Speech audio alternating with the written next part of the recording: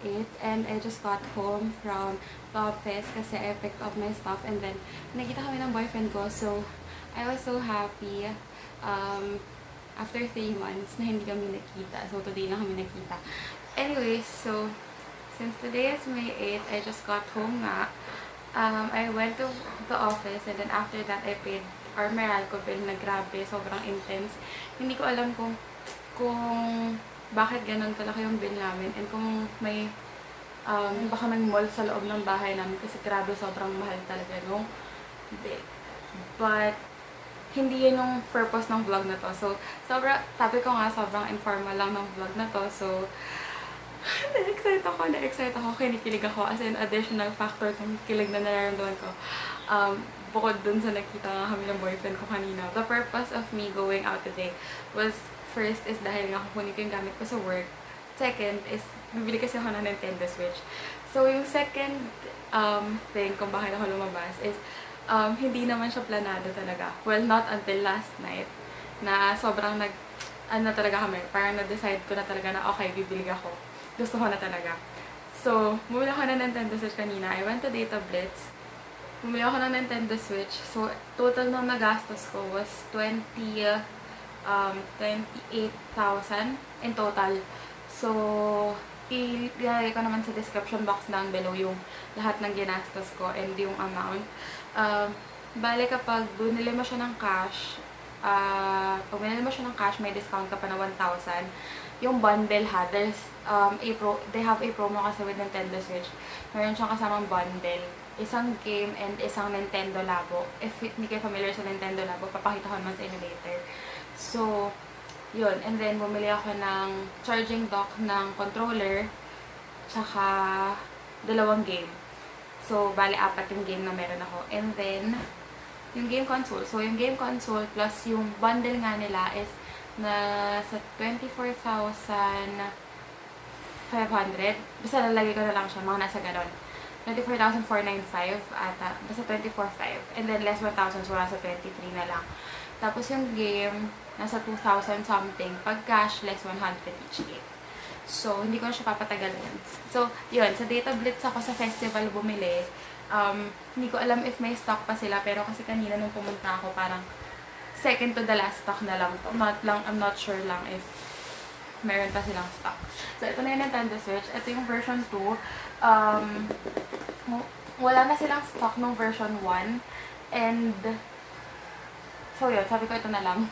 Gusto ko sana yung Animal Crossing, pero wala daw silang stock on hand. Yung stock lang nila is for those people na nag-pre-order. Hindi na ako makapag-wait. So sabi ko, sige, kukunin ko na. If gusto niyo talaga ng Animal Crossing, you can pre-order. By the way, itong Nintendo Switch is gift ng boyfriend ko sa akin for my birthday. Kasi I'm celebrating my birthday on the 25th. So, advance birthday gift na lang daw na sa akin to. Ito na yun. Ito. So, this is the version 2. Ganito lang siya sa harap. Sorry, naka-ano lang kasi ako. Naka-camera phone lang ako. Na siya sa harap. Sorry. And then, ito siya sa likod. Tapos, ayun siya sa side. If I were you, kasi hindi ko lang sure if how much talaga to for like, on a regular, usual basis. Like, yung walang bundle. Pero kasi may nakita ko online na wala siyang kasamang kahit anong game, but it's too expensive, like parang 24,000. So sabi ko, this is worth it na pala kasi 23,000 walang siya nakuha and then I have 2 games. Technically 2 games kasi isang Nintendo Labo and isang free game. Ito siya sa loob. Ito na niya sa loob. I got the neon red and blue kasi ito na lang yung stock na meron sila. First off, I have my controller. So, yun nga, sabi ko nga sa inyo, diba? Red and blue yung meron ako. Neon red siya. Hindi lang siya kita sa camera. Hindi din ako nag-ring light kasi naraman na ako mag-set up.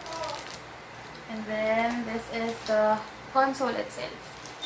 So, sabi ni Kuya, ganito lang daw siya. Pina-set up ko na siya kanina sa store. Honestly, wala akong alam sa mga ganito. Yung,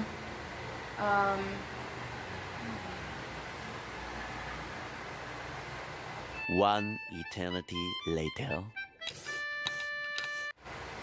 pina-figure out ko pa siya, guys. hindi ako yung magaling sa ganito. So, yun. Isasalpak mo lang siyang ganyan. Ulitin ko ha. So, ganyan mo lang siya.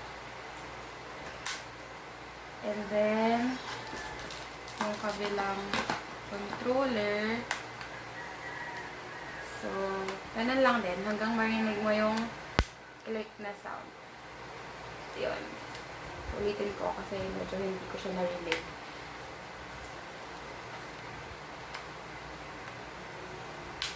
Yun. Tapos, pag tatanggalin mo siya, nakikita mo yung black na dot dyan, or ipupush mo lang siya. So, ganyan lang siya. Push mo lang siya. Tapos, hilahin mo lang. At ayaw matanggal. Ito na lang.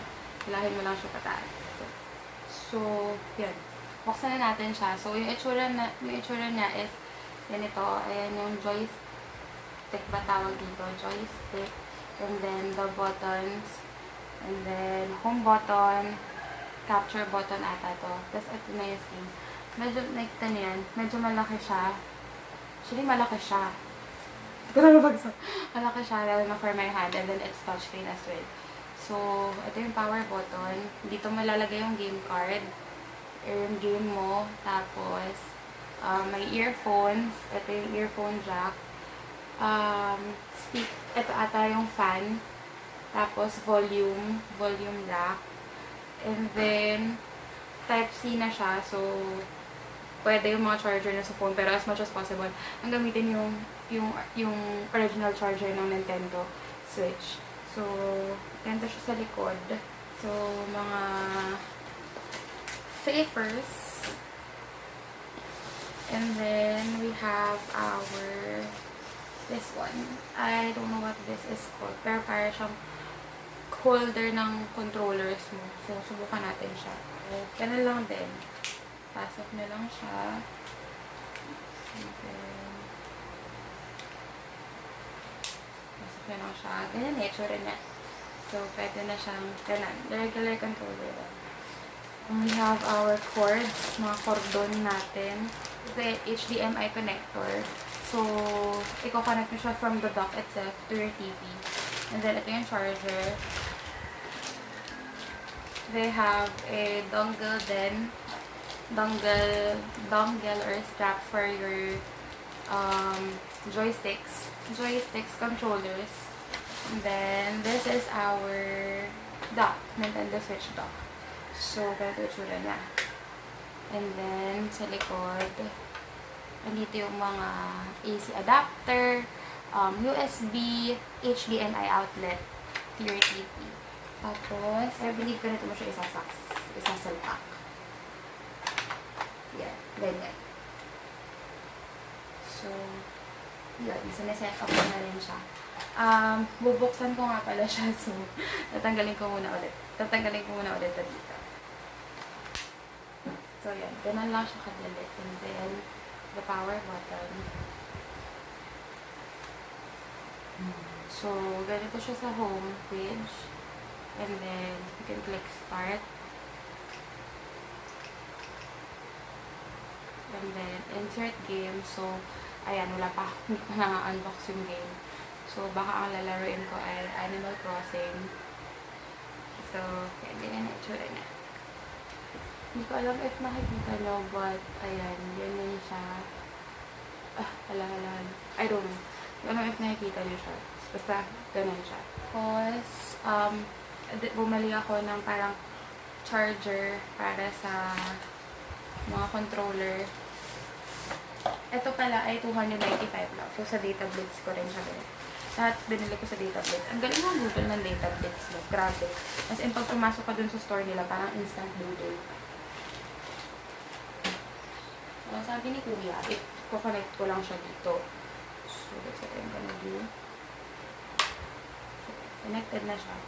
Tapos, for Joy-Cons, yung pwede niyang, for controllers, yung pwede niyang ikabit.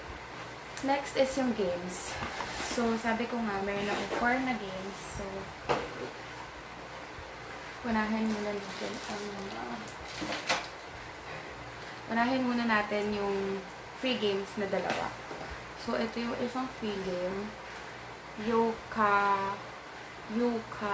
ukulele. It's ukulele. So, ayan, ganyan yung itsura niya. I'm not sure if how this is played, but hindi ako familiar. So, free game lang siya. Tapos, this is the Nintendo Labo. I haven't opened it yet, so I'll try to open it. So, nakaka-watch na pala ako ng mga videos regarding this one. Hindi ko muna siya bubuksan. Kasi baka kumalat lang, magkalat. Hindi ko muna siya open. Basta, ito yung mga, parang i-assemble mo siya. Cardboards siya. Tapos i-assemble mo siya and then, so, yan page ko rin. And then, syempre, binili kong dalawang games. Medyo pricey pala yung game ng Nintendo Switch. Yung PS4 kasi medyo mura lang yung mga game. Pero, yung Nintendo Switch pala ay medyo pricey. Umila ka ng Animal Crossing and Super Mario Deluxe. Yung Super Mario kasi daw pala, mayroong tatlong klase. Pero, sabi nung SA dun sa Data Blitz, mas maganda daw to. Kasi yung isa daw, yung isa hindi niya na-explain eh. Kasi diba 3 kinds siya. Yung isa hindi niya na-explain. Yung isa ay parang 2 players lang, tapos yung isang player ay sombrero lang daw. So medyo parang ayaw, hindi niya masasuggest. Ito daw talaga. And then may pumasok na isang customer, sabi niya, ay maganda po talaga yun. So binili ko na. Tapos, itong Animal Crossing. Ito yung pinaka-excited akong laruin. As in, super duper excited akong laruin. So, basically, that's it. Ayan na yung buong set ng Switch. That's it for today, guys. And I'm so happy. I'm so kilig. Thank you. Sobrang thank you. Thankful ako sa boyfriend ko. Hindi dahil sa mga material things. Pero, grabe na ako supportahan. As in, I have been struggling or I have been contemplating kung bibili ba talaga ako. First off, kasi nawalan ako ng work. So, parang ako, hindi ko priority siya sana. Tapos, second, parang sabi ko, ganito kasi yan, just a backstory nga. So last year kasi, nagawali ko boyfriend ko, Nintendo Switch. And then, sabi ko, parang ang ganda, so nagamit namin siya. Ginagamit namin siya happy-happy kami.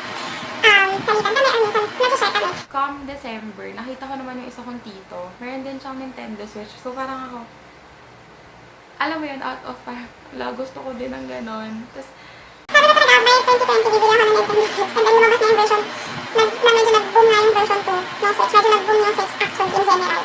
So, sabi ko, I think it's... And then, abutan na ng quarantine. Tapos, nagpaparinig na ako sa boyfriend ko na parang, gusto ko ng Switch.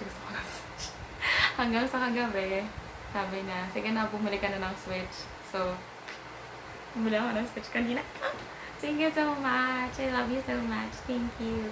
That's it for today's video. And I'll keep you guys updated kung anong mangyayari sa buhay ko. Dahil kung lalaroin ko na tong Switch. So, that's it for today, guys. I'll see you on my next vlog. If you haven't subscribed yet, hindi ako nagkaroon ng matinong intro. So, if you haven't subscribed yet, hit the subscribe button down below and the bell button beside it to keep notified for future videos. So, hindi ko alam kung nasan yung subscribe button. Honestly, hindi ko pa na-figure out. But hit the subscribe button down below and the bell button beside it to keep notified for future videos. So, that's it for today, guys. Bye! Thank you!